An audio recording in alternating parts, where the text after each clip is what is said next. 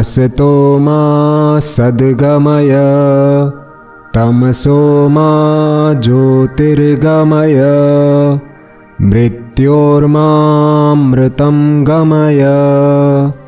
ओम शांति शांति शांति ही।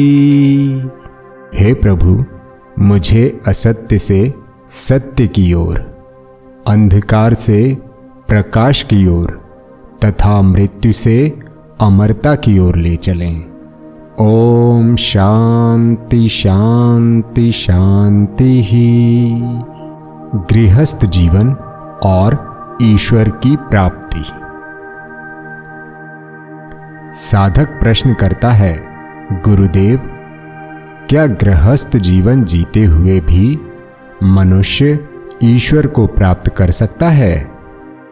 रामकृष्ण परमहंस उत्तर देते हैं, निश्चित ही एक गृहस्थ जीवन जीने वाला मनुष्य भी ईश्वर की प्राप्ति कर सकता है, किंतु इसके लिए उसे बिना थके ईश्वर से निरंतर प्रार्थना करते रहना चाहिए तथा सदा ही साधुजनों की संगत में रहना चाहिए।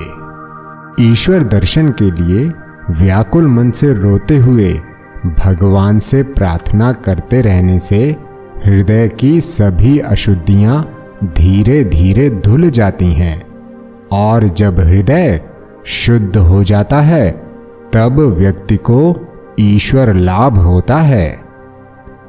हमारा मन लोहे की किसी कील की तरह है जो कीचड़ में दबी हुई है, वहीं भगवान किसी चुंबक की तरह हैं।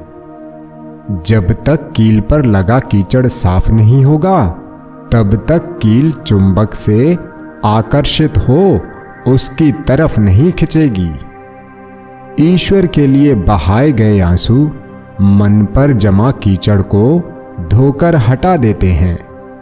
ये कीचड़ और कुछ नहीं बल्कि काम, क्रोध, लोभ, मन के अशुद्ध विचार तथा विषय भोग की हमारी वासनाएं ही हैं। जब मन पर लगा कीचड़ धुल जाता है तथा मन शुद्ध हो जाता है तो मन भी लोहे की सुई की तरह ईश्वर की ओर खिंचने लगता है तथा मनुष्य भगवान के दर्शन करता है।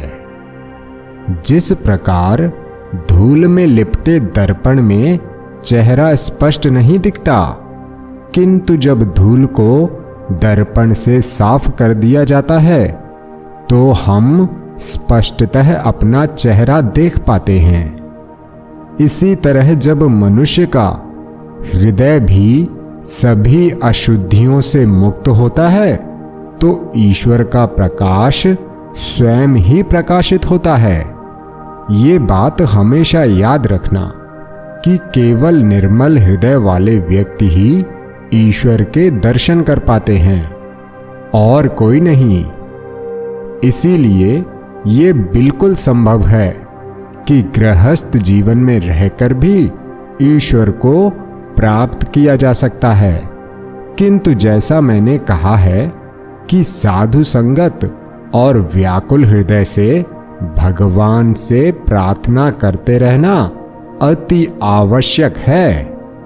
जिस प्रकार छोटे पौधे को पशुओं से बचाने के लिए उसके चारों ओर बाढ़ लगा दिया जाता है, ठीक इसी तरह साधु संगत और ईश्वर की प्रार्थना गृहस्थ के लिए बाढ़ का काम करती है।